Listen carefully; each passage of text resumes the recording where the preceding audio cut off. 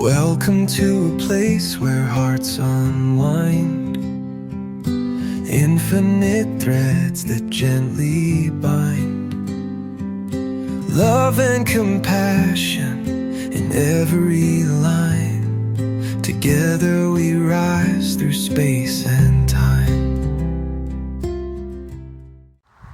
Hey, welcome back to Infinite Threads. I'm your host, Bob. This week I want to explore something a little harder to name. We've talked about love as kindness, love as compassion, love as healing, love as the thread that connects us. Last week we spent time with the lighter side of it too. The laughter, the joy, the little winks that help us keep going. But there's another side of love that fascinates me. It's quieter. It often arrives before we have language for it. It shows up as a pull, a nudge, a strange little knowing in the chest. We sense something before we can explain it. We care before we've made a decision to care. We move towards someone or something, and only later do we understand why. That's where I want to begin this week. Before we know why. I think most of us have had moments like that. You feel drawn to check on someone and you don't have a clear reason. Nothing dramatic happened. Nobody sent a warning flare. You just feel that small tug inside. So you reach out. Then maybe they say, I needed that today. Or maybe they don't say much at all. But you can hear something in their voice that tells you the timing mattered. I don't know exactly what to call that. Instinct, maybe. Intuition, attention. The quiet intelligence of the heart. I like that one. I'm careful with words like that because I don't want to make everything sound mystical just for the sake of it. Sometimes we notice more than we realize. A tone changes. A pattern shifts. A person goes quieter than usual. Our minds may not put the clues together consciously, but something in us hears the difference. That doesn't make it less meaningful. In fact, maybe that makes it more beautiful. Love pays attention even when the conscious mind is busy making grocery lists and wondering why the printer is making that noise again. Love notices. It gathers tiny signals. It remembers what someone sounds like when they're okay, and what they sound like when they're trying to sound okay. That kind of knowing doesn't always announce itself clearly. It can feel more like a whisper than a thought. Check on them. Slow down. Listen a little longer.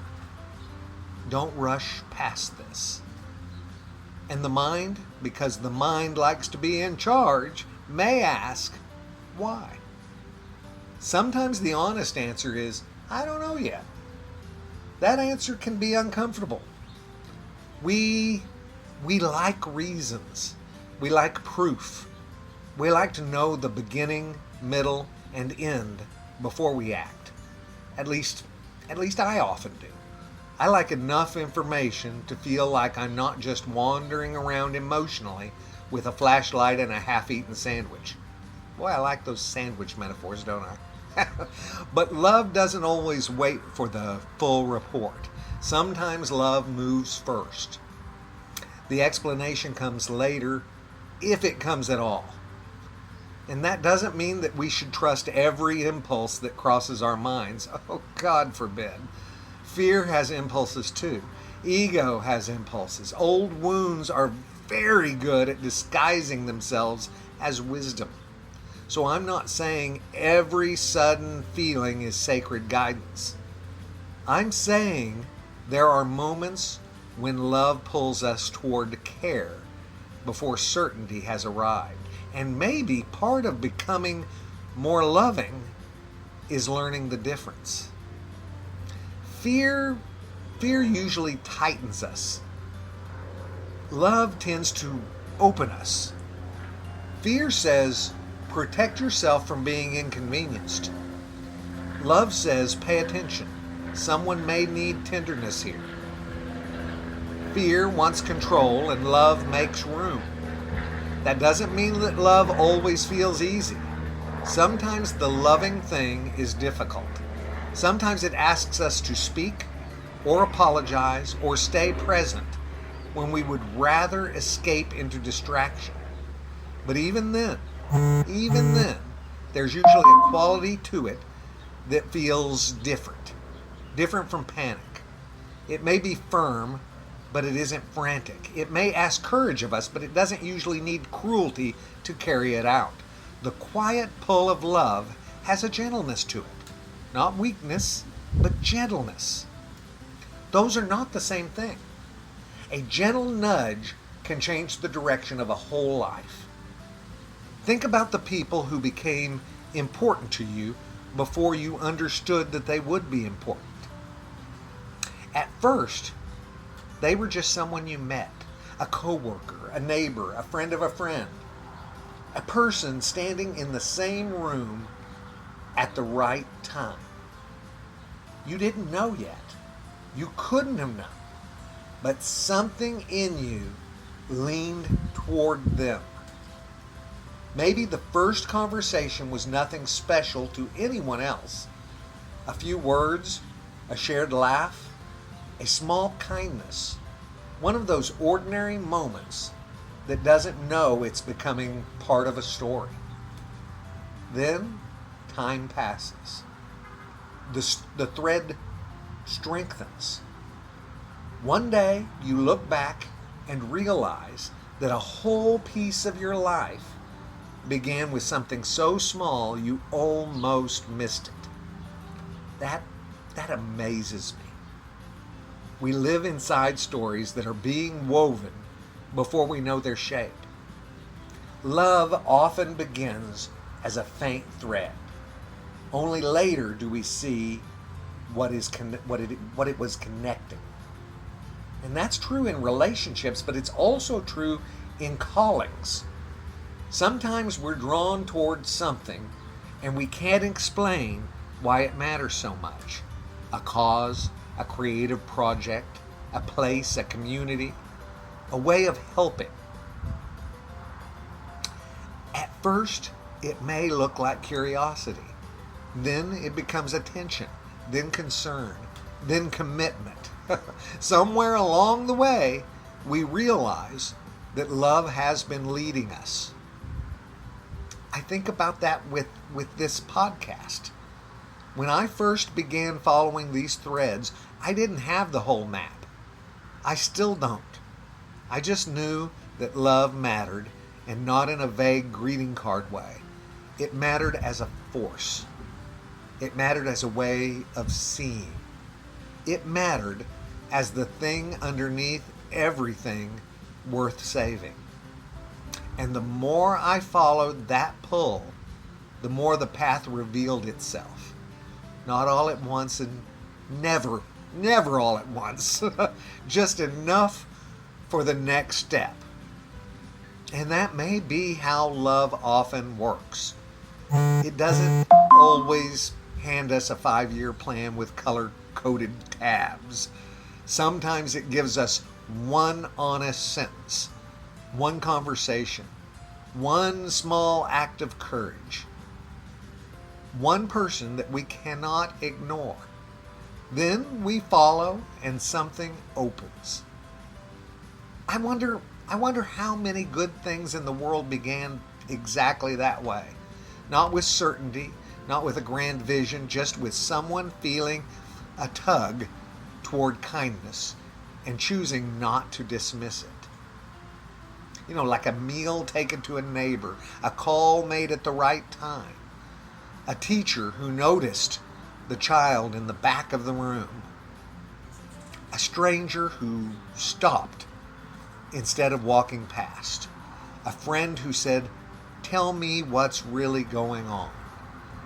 There may have been no dramatic music and no sign in the sky and no clear reason at the start. Just love. just love moving before the mind had finished building its case. And we need that. Because if we wait until care is perfectly convenient, perfectly logical, and perfectly explained, we may miss the moment when care was most needed.